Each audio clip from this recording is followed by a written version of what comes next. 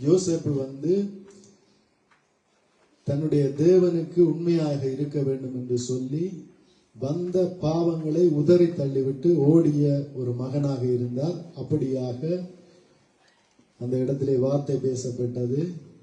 ஏனென்றால் அப்படி உதறி தள்ளிவிட்டு ஓடுகிற பிள்ளைகளோடு தேவன் கூட இருக்கிறார். அவர்கள் ஜெபிக்கிற விண்ணப்பங்களை தேவன் கேட்டு அவர்களுக்கு பதில் தருகிறார் என்று சொல்லப்படுகிறது. தேவனுடைய பிள்ளைகள் புத்திசாலிகளாக இருக்க வேண்டும்.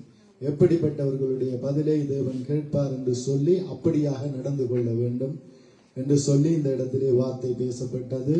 இன்னும் அநேக காரியங்களை குறித்து பேசப்பட்டது.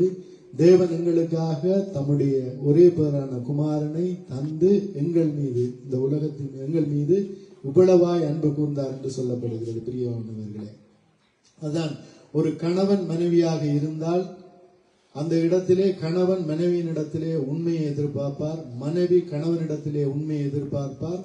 அப்படிப்பட்ட வாழ்க்கை தான் தேவனுக்கும் எங்களுக்கும் இடையிலே இருக்கிறது. பிரியமானவர்களே, எங்களுக்காக அவர் தம்முடைய ஜீவனையே இப்படியாக கொடுத்தார் என்று பார்க்கிறோம்.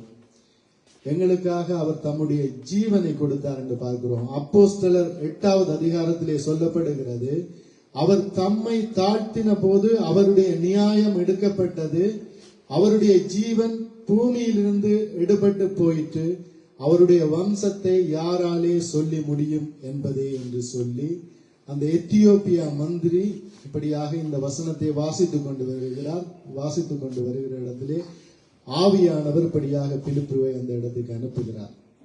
அவர் தம்மை தாழ்த்தின போது, இந்த வானத்தையும் பூமியையும் படைத்த மெய்யான தெய்வம், சர்வ வல்லமை உள்ள தெய்வம், அவர் தம்மை தாழ்த்த வேண்டிய அவசியம் என்ன? எங்களுக்காக அவர் தம்மை தாழ்த்தினார் என்று சொல்லப்படுகிறது. அவர் தம்மை தாழ்த்திய வேளையிலே அவருடைய நியாயம் எடுத்து போடப்பட்டது. ஏனென்றால் சிலுவையிலே அடிக்கப்படும்படியாய் எடுத்து போடப்பட்டது. அவரை சிலுவையிலே அடித்தார்கள். அவருடைய ஜீவன் பூமியிலிருந்து எடுக்கப்பட்டு போயிற்று. அவருடைய வம்சத்தை யாராலே சொல்லி முடியும்? இன்று அவருடைய வம்சத்திலே நாங்கள் இருக்கிறோம். அவருடைய வம்சத்தின் பிள்ளைகளாக, அப்பா பிதாவே என்று அழைக்கப்படக்கூடிய புத்திர சுவிகாரத்தை பெற்றவர்களாக இந்த இடத்திலே இருக்கிறோம். அப்படியாக இருக்கின்ற வேளையிலே அவர் எங்களை பாதுகாக்கிறவராய் இருக்கிறார். அது நிமித்தமாய் இந்த இடத்திலே வந்திருக்கிறோம். உபவாச ஜெபம் ஜெபிக்கும்படியாய் ஜெப வேளைக்குள்ளாய் வந்திருக்கிறோம். அந்த தெய்வம் எங்களுக்கு உயிராக இருக்கிறார். ஏனென்றால் அவர் எங்களுக்காக உயிரை கொடுத்தவர். அப்படியாக இந்த பாடலை பாடி நாங்கள் ஜெபத்துக்குள்ளாய் கடந்து செல்ல போகிறோம். உணர்வோடு, நன்றியுள்ள இருதயத்தோடு அவர் எங்களுக்கு செய்த அந்த தியாகத்தை இப்படியாக நினைவு கூர்ந்து, ஏனென்றால்